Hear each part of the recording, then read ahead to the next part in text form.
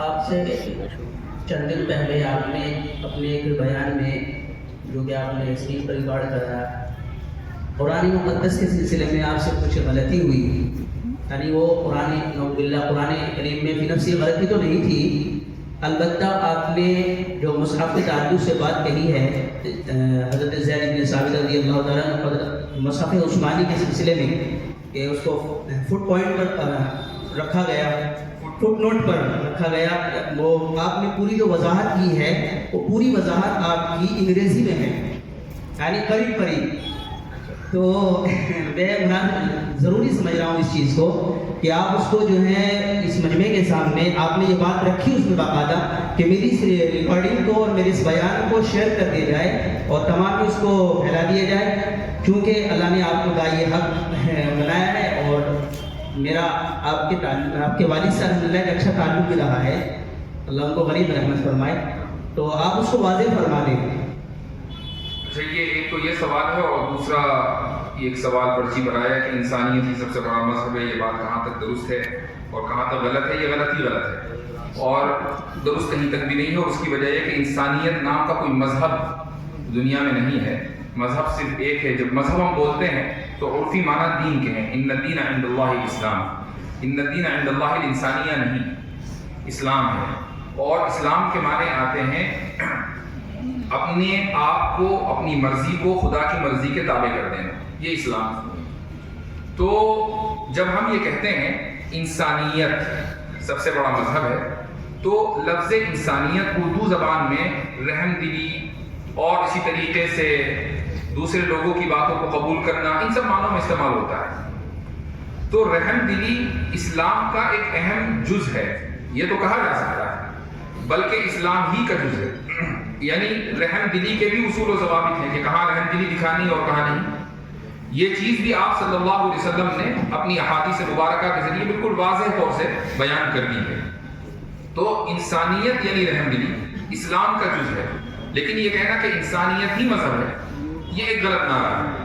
یہ نعرہ ہیومنزم سے چلا ہے، اور ہیومنزم لبرلزم کی ماں ہے. یعنی لبرلزم جہاں سے نکلا، جس نظریے سے، اس کو بولا جاتا ہے ہیومنزم. اور ہیومنزم کا یہ نعرہ ہے کہ انسانیت سب سے بڑا مذہب ہے، تو تمام لوگوں کو انسانیت پر عمل کرنا چاہیے، نہ کہ کسی مذہب پر. یہ مطلب ہے اس کا. تو بعض حضرات کسی غلط فہمی میں یا اس پس منظر سے ناواقفیت کی بنا پر اس طرح کے جملے کہہ دیتے ہیں، تو معذور ہیں جب تک کہ ان کو اس کی اطلاع نہ ہو. لیکن یہ ضروری ہے کہ اس طرح کے افراد کے جو یہ جملے کہتے ہیں ان کو اس سے باخبر کرایا جائے کہ اس کا پس منظر کیا ہے. تو پہلی بات تو یہ. دوسری بات، ہمارے برادر عزیز نے جو یہ کہا کہ ایک موقع پر مجھ سے کسی بات پر کوئی غلطی ہوئی تھی جس سے میں نے رجوع کیا، تو چونکہ انہوں نے سوال پوچھا ہے، حالانکہ وہ موضوع سے متعلق نہیں، لیکن میں پھر بھی مختصر بیان کر دیتا ہوں. میں قرآن کی تدوین کے تعلق سے گفتگو کر رہا تھا اور سوال مجھ سے ہوا، تو حضرت ابوبکر صدیق رضی اللہ عنہ نے جو مصحف بلکہ صحف جمع کرائے تھے، تو اس میں 7 احرف کے لیے جو طریقہ اختیار کیا تھا وہ یہ تھا کہ اوپر متن میں مثلا ایک قرات میں وہ آیت لکھی ہوئی ہے اور پھر نیچے حاشیے میں اس کو دوسری قرات میں لکھ دیا گیا ہے. لیکن پھر حضرت سیدنا عثمان بن عفان رضی اللہ عنہ نے جو مصحف جمع کرایا، یہ صحف نہیں ہے، یہ مصحف ہے، دونوں میں فرق ہے. تو حضرت عثمان بن عفان نے جو مصحف جمع کرایا، اور یہ بھی زید بن ثابت رضی اللہ عنہ کی کارکردگی میں اور ان کی سرپرستی میں 12 افراد کی ٹیم تھی اور انہوں نے اس کو دوبارہ جمع کیا. تو ویسے تو یہ جمع علامتی ہی تھا، یعنی ایسا نہیں تھا کہ پچھلی مرتبہ جب جمع ہوا تھا تو کچھ آیتیں رہ گئی تھی جن کو اب اضافہ کیا گیا، یا کچھ آیتیں ایسی تھی جو آیتیں نہیں ہونی چاہیے تھی، نہیں، بلکہ وہی جو کتب ہوا. البتہ اس میں ایک چیز جو نئی تھی وہ تھی رسم عثمانی. اور رسم عثمانی کا مطلب یہ ہوتا ہے کہ قرآن کریم کی بہت سی آیات کو اس طریقے سے لکھا گیا کہ مختلف قراتیں اس میں پڑھی جا سکیں. جیسا کہ مالکی کو میم الف لام کاف نہیں بلکہ میم لام کاف لکھا گیا، تو وہ مالکی بھی پڑھا جا سکتا ہے اور ملکی بھی پڑھا جا سکتا ہے. اس طریقے سے بہت سارے الفاظ ہیں. حضرت مفتی شفیع عثمانی رحمہ اللہ نے معارف القرآن کے شروع میں 7 احرف کی جو تشریح کی ہے وہاں پر ان کو دیکھا جا سکتا ہے.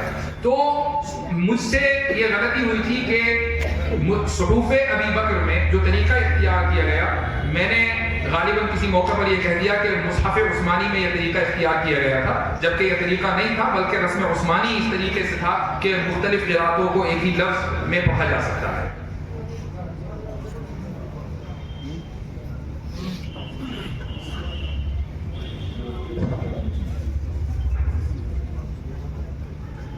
اچھا، یہ سوال بھی بہت عام ہے کہ کہہ رہے ہیں کہ تقدیر کے تعلق سے مختصر سمجھا دیا جائے۔ لوگ عام طور پر سوال کرتے ہیں کہ اگر تقدیر میں گناہ کرنا پہلے سے ہی لکھا ہے تو اس کی سزا کیوں مقدر ہے؟